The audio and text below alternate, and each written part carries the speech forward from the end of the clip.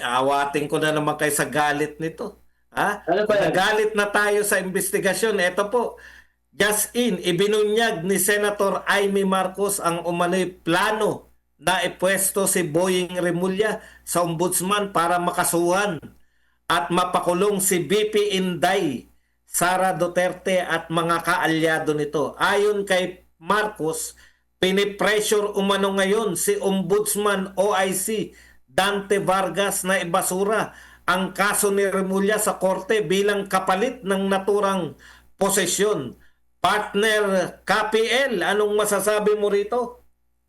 Pinipressure na ibasura ang kaso ni Boying Remulla, baka mo, partner, para maipwesto si Boying bilang ombudsman. Correct.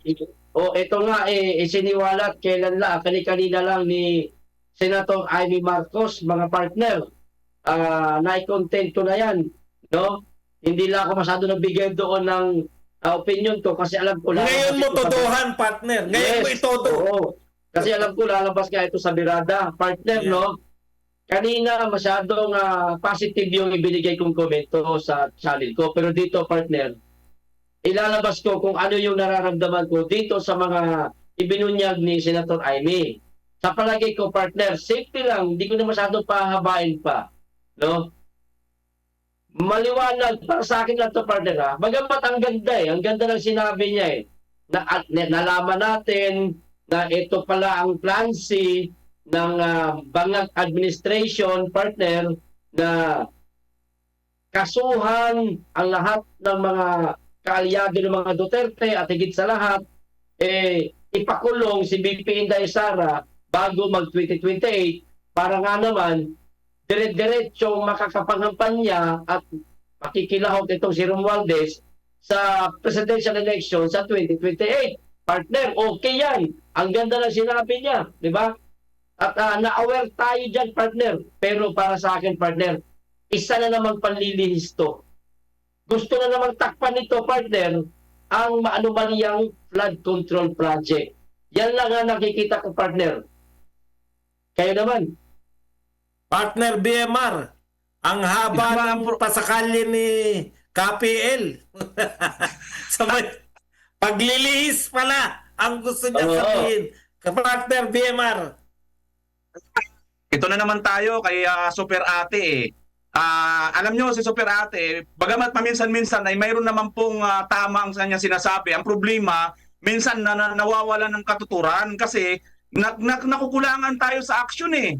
Ikaw na mismo, Super Ate, wala ka bang kapangyarihan kahit papaano? Sawayan mo man lang yung ading mo. Oy, ading! Halika nga rito!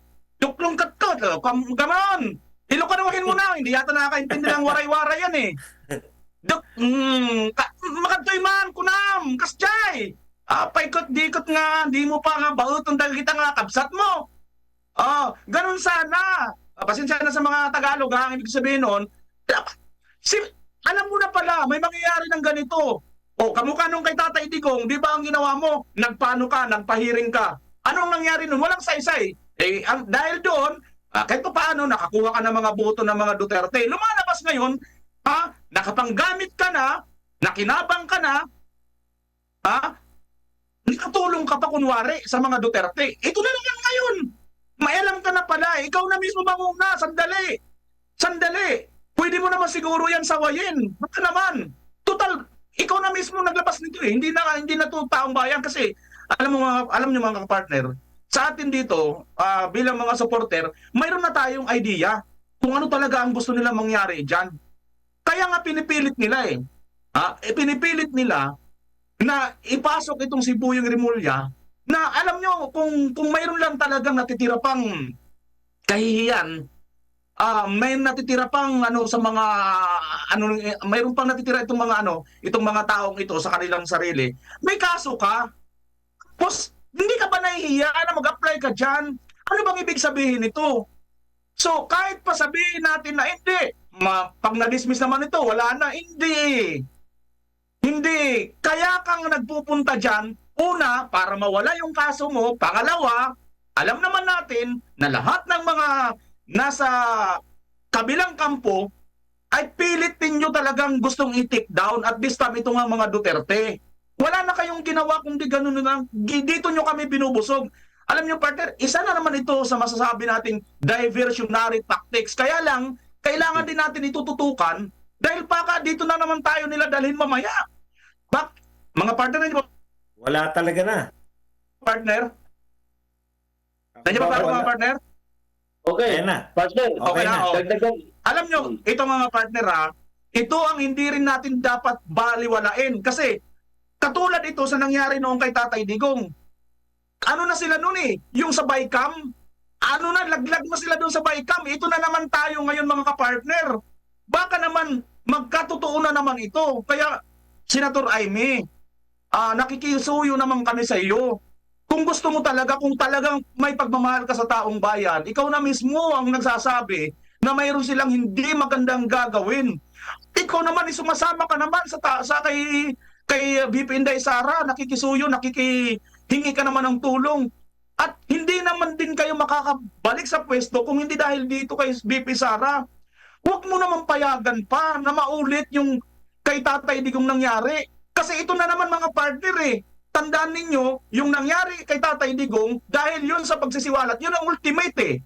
Hindi na sila makawala doon sa Bicam na pinasabog nila Atty. Vic Rodriguez, Congressman Ungap, at saka itong si Tatay Digong. Kaya ngayon, ito na si ICC kuno. Samantalang wala namang ICC, kundi si Tory lang ang nagkidnap na wala naman din warrant of arrest. Maliwanag naman yan. So ngayon, ang nangyayari mga partner, dahil doon, nalihis ang isyo. Nakalimutan na natin ang lahat. Dito yun, ha? Ito yung budget dito sa flood control. Now, ito na naman ngayon, napakataas na ng clamor nitong nangyayari ngayon sa flood control na ito. Wala na silang nakikita mga partner. Pinasabog nila yung issue kay Tory. Bigla-bigla, ginulantang ang taong bayan na biglang sinibak si Tory. Pero ano nangyari? Dalawa, tatlo, isang linggo. Tapos, wala na. Ito pa rin, nangingibabaw pa rin itong issue ng flood control. Mukhang kailangan pa rin nila ngayon pasabugan ito ng mas malupit. At nakakatakot kasi mukhang ito ang isa sa kanilang malupit. Ipakulong si VP Inday Sara. Naku po mga kababayan. At Senator Aimee, baka naman, wag mo naman sanang pilitin ang taong bayan na mismong kumilos. Katulad ng nakikita, hindi ba niyo papanood yung nangyayari sa Indonesia? Aantayin niyo pa ba na magsakripisyo ang mga mahihirap? Kasi tayong talo dito mga kapartner eh. Sa nangyayari dyan sa ibang bansa, kung magpunta yan dito sa atin, mangyari sa atin, tayo pa rin na mga maliliit. Yung mga yan naman kasi kukuya-kuya-kuy lang yan eh. Kahit anong trahedyang nangyayari sa atin ng mga maliliit, mahihirap, yung mga mayayaman na yan, kukuya-kuya-kuy lang yan sa kanilang mga mansion, mga partner. Alam nyo, ako talagang lalo ako na-high blood mga partner. Sige, kayo naman. Ubig ka muna, partner. Ayan nga mga partner, no? Awatin kita, partner. Haba ng paliwanag mo. Umabot ka na ng baklaran yung paliwanag mo eh. Ito, dagdag ko lang, partner. Sige. Ito ginagawa ni Aimee Marcos, partner. Kinukuha niya yung loob natin. Dito sa mga mga pasabog niya, maaaring totoo yan. Maaaring hindi rin, partner. Bagay, may mga sinabi siya noon na nagkatotoo naman. Ipagpalagay nating totoo ito, partner. Pero, ang napansin ko lang, no, hindi niya idinadawit ang pangalan ng kapatid niya. Dito na lang sa pinakahuli na sinabi niyang ang plano nila kay VP Sara, no, unang-una si Boying ipilit na ilagay sa ombudsman, tapos hanapan ng mga kasong, alam niyo naman, taling kaso uso ngayon, partner, hanggang sa makulong ang pangalawang pangulo, no? Ang dinidiin niya kasi dito, partner, sa napapansin ko lang, ang kagustuhan ni Romualdez na maging presidente sa 2028. Pero nawala yung pangalan ng kapatid niya. Baka nakakalimutan niya, partner, na ang kapatid niya, presidente. Presidenteng inuuto-uto lang ng pinsan niyang asintabi ng pinsan niyang sumobra sa chromosomes. Partner. Nakakalimutan niya na magkakasabot yan sila. Senator Aimee, kung mayroon mang masamang plano Itong yung pinsang mong bubudoy-budoy, Tigil na naman. no? Kung meron naman masamang plano sa pangalawang Pangulo, wag mong aalisin ang pangalan ng kapatid mo. Kapatid mo eh. Sila yung magkakasama eh. Masyado mong pinatatakpan. Nahahalata ka, nililihis mo yung issue eh. Meron tayong tunay na issue ngayon, may problema tayo ngayon, pero pinapasukan mo ng iba para hindi masangkot ang kapatid mo sa mga dito sa maanumalyang flood control project. Tapos kan ipapasok mo itong pagpapakulong naman kay Inday Sara na alam mo mismo na kapag ka narinig namin na ganun ang plano ng Administrasyong Marcos ipakulong ang pangalawang Pangulo, magre-react at magagalit kami. So ang mga tendency, malilihis na naman tayo sa issue. Eh bakit hindi ka mag-focus dyan, Senator Amy? Dito muna tayo sa flood control project, mamaya na yung sinasabi mong ipapakulong nila si BP Inday Sara. Tumulong ka muna sa investigasyon sa maanumalyang flood control project dahil parang sangkot dito ang kapatid mo. Yan lang mga partner. Maraming Mga partner, no? Tama na. na si Lauren Chen. Thank you sa nagpakulay. Tama yan, partner, no? Talagang dapat focus lang tayo at saka hindi na po nila sa tingin ko lang yung akala ninyo na walang epekto yung pagpapakulong kay Tatay Digong. Ang epekto po niyan na ipanalo po natin ang 5 na pinatakbo natin at ang laki po ng epekto nito sa eleksyon. Kung sa tingin nila papakulong uli nila si Inday Sara at hindi pa rin papalag ang mga tao, ipapakulong mo dahil sa 125 million na akusasyon na walang katuturan, akusasyon na walang ebidensya, tapos etong mga bilyon, trilyon ang pinag-uusapan, nadadamay, mga tao mismo nakakaramdam na sila mismo binabaha, ipapakulong mo yung mga taong hindi naman naapektuhan ng confidential fund ni BP Sara, tapos hahayaan yung nakalaya itong mga magnanakaw ng trilyon na pera at kayo pa ay nababaha. Kalokohan yan, partner, na yung mga tao ay hindi magwawala. No, tinitiyak ko sa inyo, yung mga tao baka hindi na natin mapigilan. Kahit tayo, partner, kahit tayo mismo ay gusto natin ng kapayapaan. Baka yung mga taong nakasubaybay, baka hindi na mapigilan yan ng gobyerno. Kasi minsan talagang sa galit na, partner, hindi mo na mapipigilan. Okay, punta na tayo rito sa iba pang issue, partner. Malawakang paglilinis sa DPWH, inutos ni PBBM, mga opisyal, pinag-courtesy resignation ni Dizon. 3 pangunahing akbang agad pinatupad sa Department of Public Works and Highways ayon kay bagong kalihim Vince Dizon. Kabilang dito ang pagsusumite ng courtesy resignation ng lahat ng opisyal, ang lifetime blacklisting sa mga napatunayang sangkot sa GUS o substandard projects, at sweeping revamp sa Philippine Contractors Accreditation Board. Nitong Lunes, nagsimula ng panunukulan ni dating Transportation Secretary Vince Dizon bilang bagong kalihim ng Department of Public Works and Highways. Ilang araw matapos na tanggapin ni Pangulong Ferdinand Marcos Jr. ang resignation ni dating DPWH Secretary Manny Bonoan. Sa press briefing sa Malacanang nitong Setyembre 1, ibinahagi ni Presidential Communication Undersecretary at Palace Press Officer Claire Castro na base sa paliwanag ng Pangulo, inako ni Bonoan ang pananagutan sa DPWH ayon sa Principle of Command Responsibility. Binigyan din aniya ni Secretary Bonoan na nangyari ang mga problema sa DPWH sa ilalim ng kanyang panunungkulan kaya minarapat niyang bumaba sa pwesto.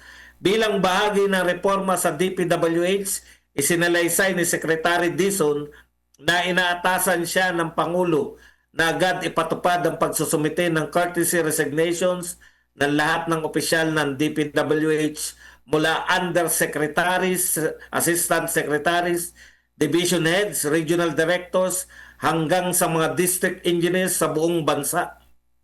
Kasunod dito, magsasagawa ang DPWH ng masusing review sa lahat ng personnel upang tukuyin kung sino ang karapat-dapat manatili sa pwesto. Mga partner, anong masasabi mo rito, KPL? Naglilinis sila, partner. Para nga naman na masabi ng tao na aba, okay ang ginagawa ng DPWH. Naglilinis ng mga kawatan sa ahensya nila. Hindi yan ang gusto namin, DPWH. Hindi yan ang gusto namin. Etong sinasabi ninyo, etong yung panukala na magsumite ng courtesy resignation yung inyong mga tauhan, parang sinasabi lang ninyo na gusto nyo patakasin yung mga kawatan. Di ba, partner? Halimbawa, meron na silang mga target kung sino-sino yung mga nagkamay sa kabanang bayan, mga magnanakaw, kung sino yung mga magnanakaw, at nagsumite ng kanyang courtesy resignation, tatanggapin nila, pipirmahan. So, nakapag-resign na yung taong target nila na pinaghihinalaan nilang kawatan. So, ang mangyari, anong gagawin nun? Lalayas na yan, partner. Meron pa makakasuhan? Wala. Walang makakasuhan.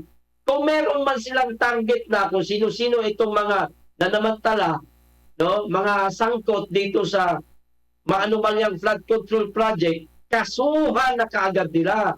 Bit-bit yung mga dokumentong hawak nila sa ngayon na itong tao na ito sangkot nga sa flood control project. Hindi yung palalayasin mo, courtesy resignation. Drama lang yan, partner. Papapogi lang yan sa ahensya nila. Correct. Para sabihin na, ang galing, palakpakan sila. Hindi kami natutuwa sa ninyo, sa panukala nyo na yan, o sa gusto nyo na yan. Hindi kami natutuwa. Maraming salamat kay Pep Sagon at kay Delia Pineda. Yan lang muna, partner. Partner BMR. Partner, ang tawag ko dito, napakahinhin, malamya. In short, mga partner, inutil. Ito na naman lagi ang hilig nila, courtesy, resignation, anong courtesy? Kita nyo na nga, kaya nga pinalitan niyan.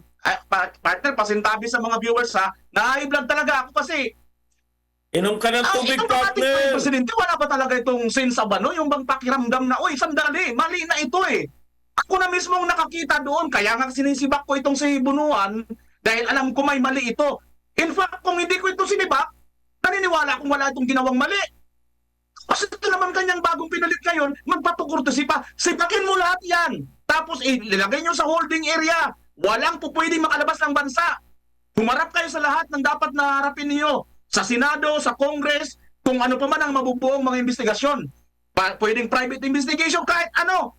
Kung talagang naniniwala kayo, kung talagang gusto ninyo maging maayos ang inyong pamumuno, Mr. President BBM, dapat lang ipakita mo sa tao, huwag nyo palamyan-lamyan, napaka-inuutil Lagi na lang, naku, ang dami ng mga pautot ninyo, aksyon ang kailangan namin. Hindi yung puro mga pamulaklak na mga salita. Ayun, malalamon ba namin ng taong bayan yan? Magsusubside ba? Malalagay pa yung mga flood control doon sa mga lugar na yan dahil sa pag-courtesy resignation ng mga yan? Di ba? Manapa, dapat sisibakin mo yan lahat. Tapos maglagay kayo ng mga bagong tao na pinaniniwalaan ninyo, matino, at walang mga sabit sa mga kontraktor, na wala rin kamay dito sa mga kongres. Diretsahan na yan, mga kapartner. Pagkatapos, mag-umpisa kayo ngayon dyan from your own initiative. Hayaan mo sila doon. Total, sinabi naman ni Bunuan na akuin ko yung pananagutan. Upat lang. At dahil dyan, i-hold kayo lahat kayo. Kasama na itong mga kontratista, mga kapartner. Partner, yun nga, sinasabi nga ni Baste, lahat yan palabas hanggat walang nakukulong.